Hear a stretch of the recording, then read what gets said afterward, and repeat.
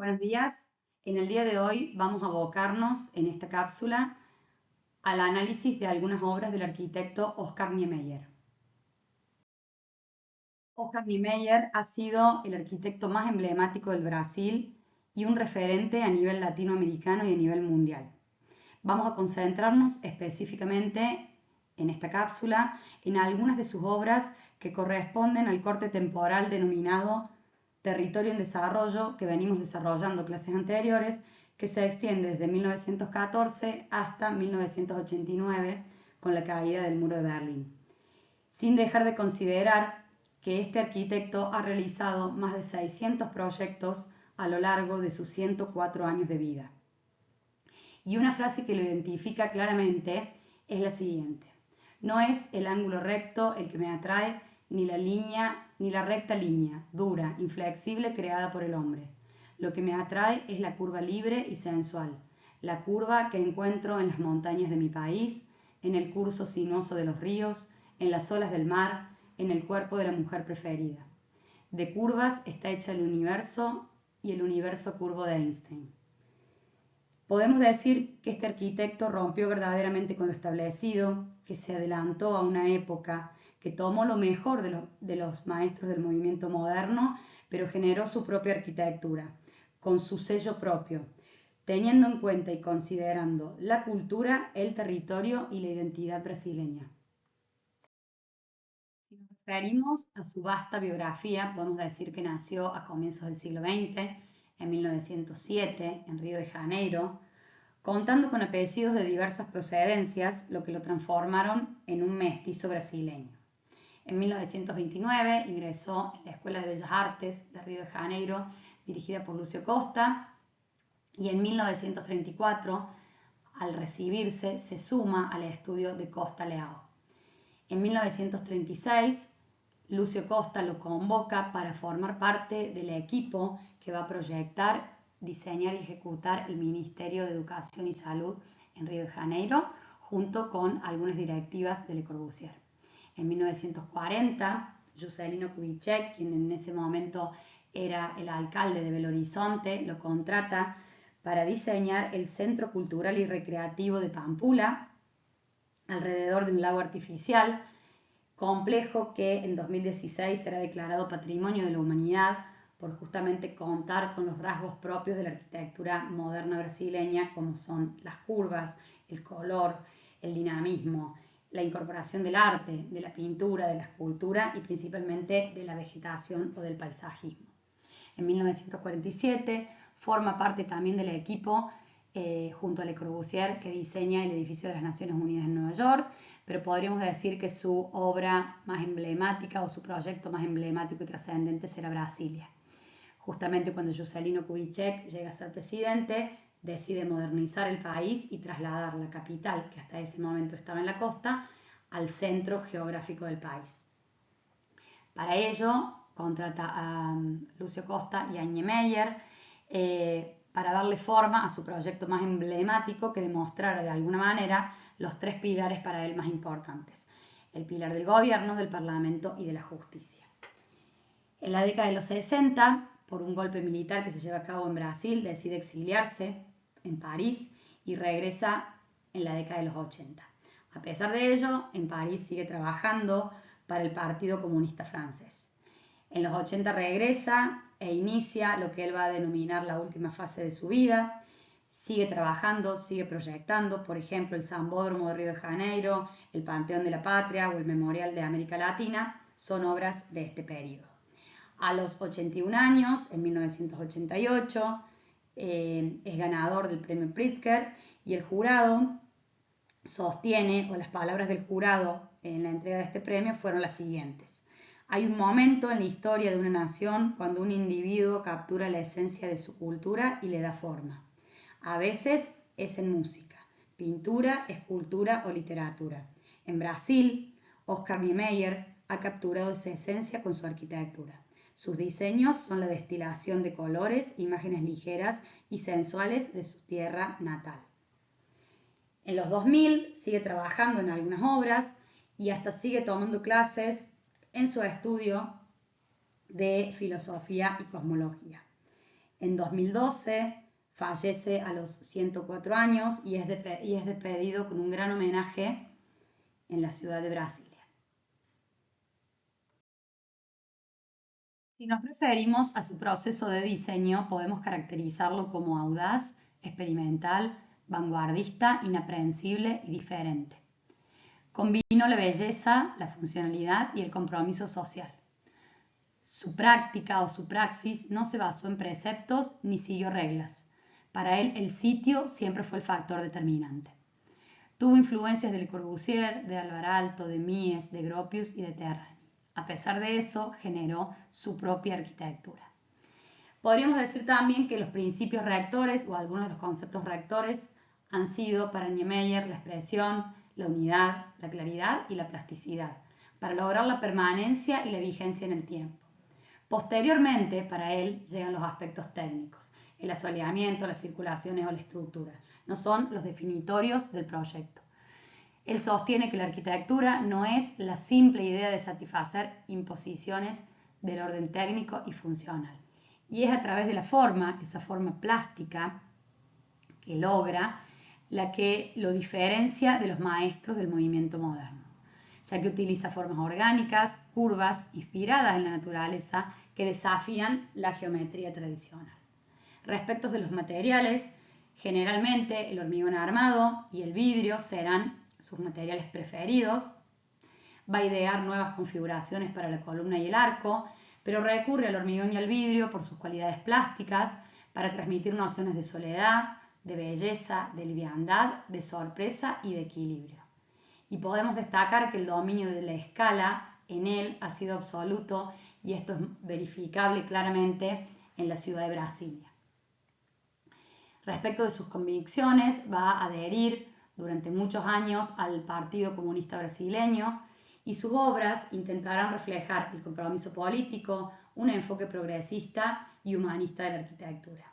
Va a amar la vida, la justicia y la arquitectura de igual manera, ser un lector incansable, siempre interesado por la poesía, la música y el fútbol. El primer edificio que vamos a analizar es el Ministerio de Educación y Salud de Río de Janeiro, llevado a cabo en 1936. Podríamos decir que este edificio es un hito de la arquitectura brasileña, ya que simboliza el inicio de la arquitectura moderna en el Brasil, como metáfora de las transformaciones políticas y económicas que se iniciaron con Getúlio Vargas al poder, que de alguna manera intentaron modernizar el país. Tras la anulación de un concurso en el que resultó ganador un proyecto de corte académico, el ministro Gustavo Capanema va a convocar a Lúcio Costa para que desarrolle otra propuesta. Costa forma un equipo, entendiendo que la resolución debía ser colectiva y no individual, y dentro de ese equipo estaban los arquitectos Moreira, Reidi, Vasconcelos, Leao y Niemeyer, su aprendiz en el estudio. Costa invitó también a Le Corbusier, que viajó a Río de Janeiro y dejó algunas directrices con las que el estudio local desarrolló el proyecto definitivo. Podemos ver en estas imágenes cómo justamente el edificio ocupa una manzana completa del casco histórico de Río, generando una planta baja libre y una plaza semicubierta para la ciudad, un gran espacio público pasante del que la ciudad se apropió rápidamente.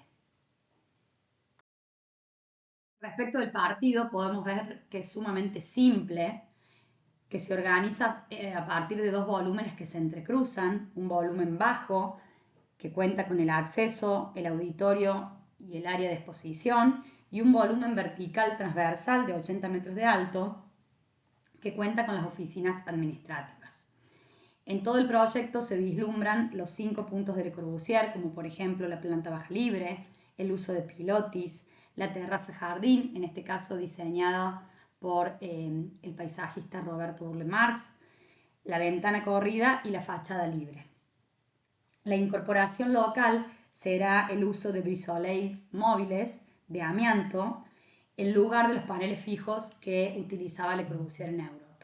También otro aporte local será la incorporación de los murales o de la azulejería de Cándido Portinari, que elude a la arquitectura o al periodo colonial, justamente por el arte colonial brasileño, por estos colores, pero con diseños sumamente modernos.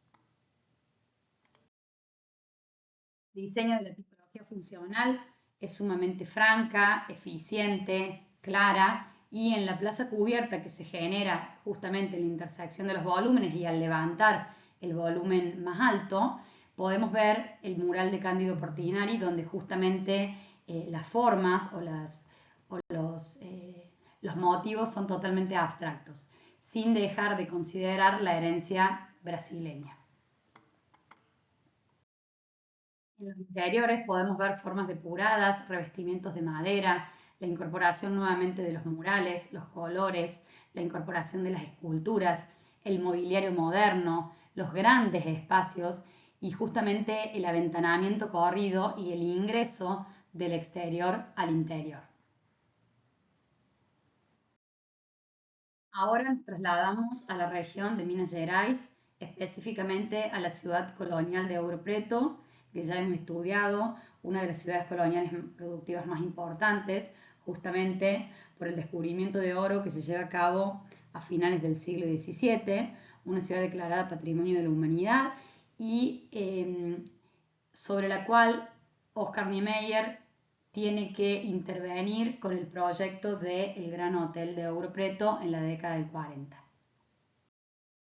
Podríamos decir que la propuesta que él realiza es la de un edificio moderno que se retira de la calle y se envuelve en vegetación, cuya rampa de acceso vehicular está contenida en un muro de piedra muy similar a los que hay en la ciudad, y bajo una gran cubierta de tejas, la teja colonial como principal recurso de la ciudad para resolver las cubiertas.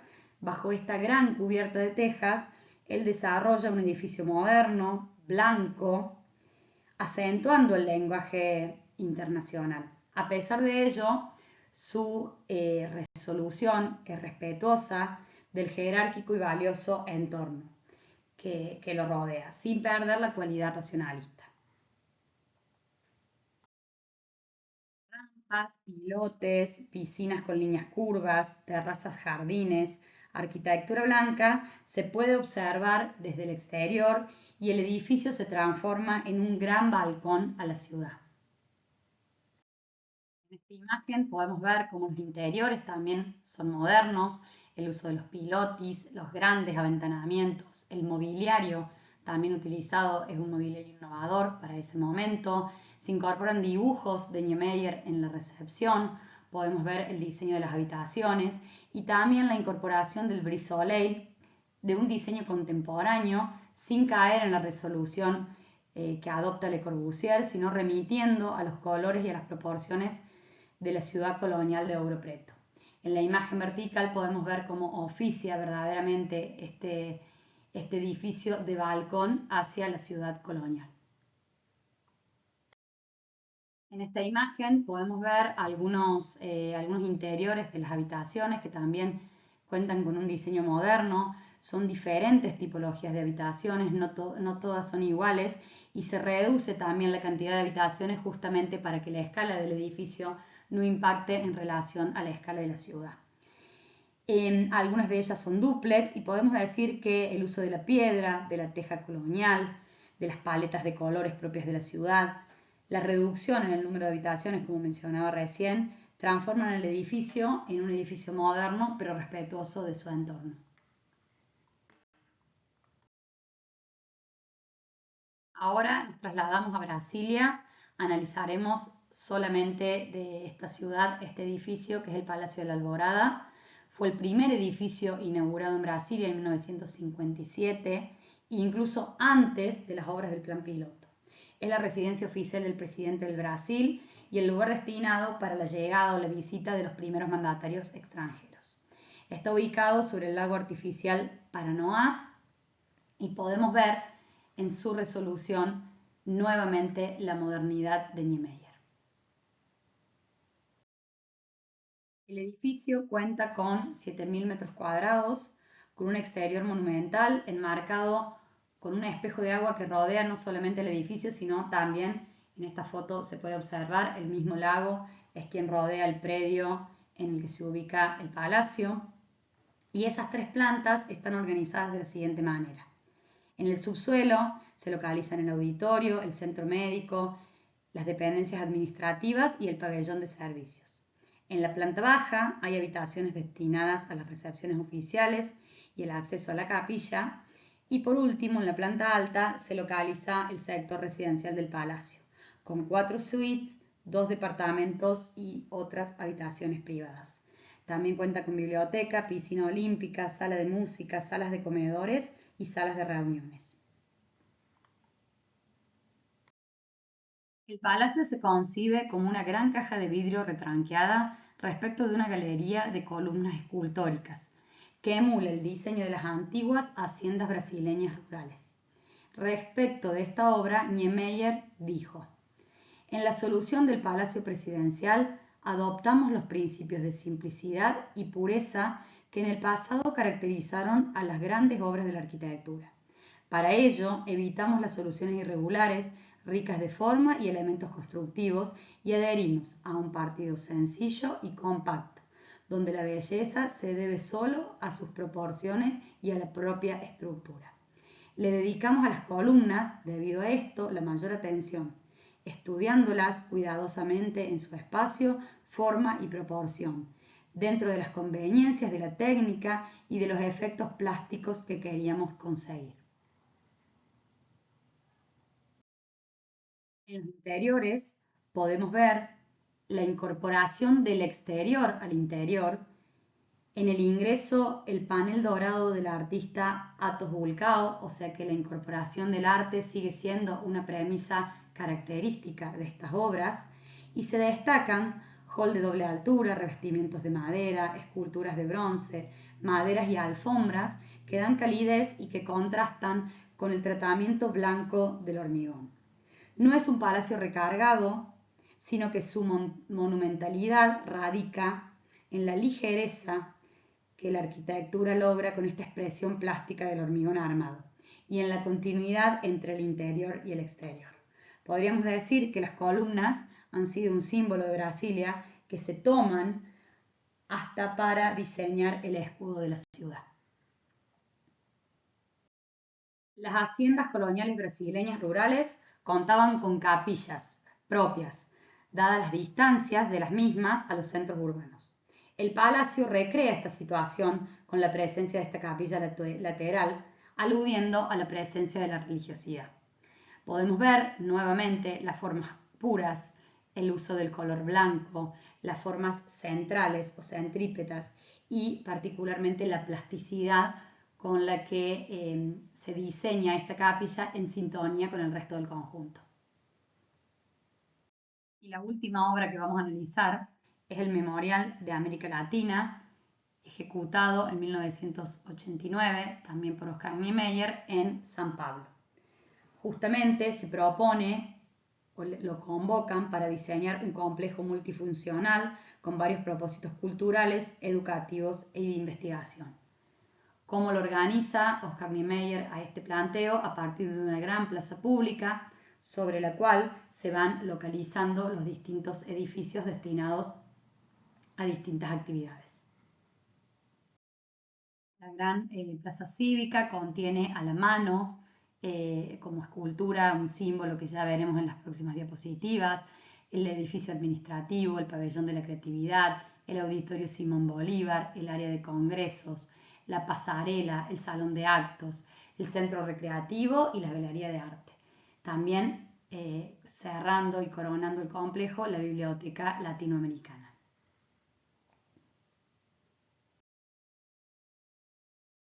Se puede observar también la presencia del hormigón, mucho más protagonista que del verde o del diseño del paisaje. Solo en un sector del complejo se ubican estas palmeras que se pueden ver en la imagen inferior izquierda, pero no hay un diseño del paisaje tan interesante como pudimos ver en otras obras de Oscar Niemeyer. Sí, las formas curvas, el vidrio, la mano que les mencionaba recién, donde Latinoamérica está representada como con sangre, justamente demostrando los sometimientos o aludiendo a los sometimientos que padecimos desde la conquista. Algunos de los interiores que siguen incorporando la esencia clara de Oscar Niemeyer, desde la curva, la incorporación del vidrio, la iluminación, los grandes espacios abiertos, las aberturas circulares, es decir, que siempre está presente la línea curva. Y en esta diapositiva podemos ver algunas de las obras que llevó a cabo en su vasta trayectoria Oscar Niemeyer, con la incorporación, como decíamos recién, de la curva, de los colores blancos, la incorporación del agua, la escultura, la pintura, la incorporación del espacio público y el manejo de las escalas totalmente trascendente. En esta última diapo podemos ver también cómo en esos 104 años diseñó hasta el último momento de su vida y una frase que Eduardo Galeano, o unas líneas que Eduardo Galeano, también amigo personal de Niemeyer, le deja en uno de sus libros, es la siguiente, y se titula Nostalgia del futuro. Oscar Niemeyer entró en el año 2007 con 100 años de edad y 8 nuevas obras en ejecución. El arquitecto más activo de todos no se cansaba de transformar, proyecto tras proyecto, el paisaje del mundo. Sus viejos ojos no subían al alto cielo, que nos humilla, pero estaban siempre nuevos para quedarse, gustosos, contemplando la navegación de las nubes que eran su fuente de inspiración para las próximas generaciones. Allá, en el nuberío, él descubría catedrales, jardines de flores increíbles, monstruos, caballos al galope, aves de muchas alas, mares que estallaban, espumas que volaban y mujeres que ondulaban, y en el viento se ofrecían y en el viento se iban.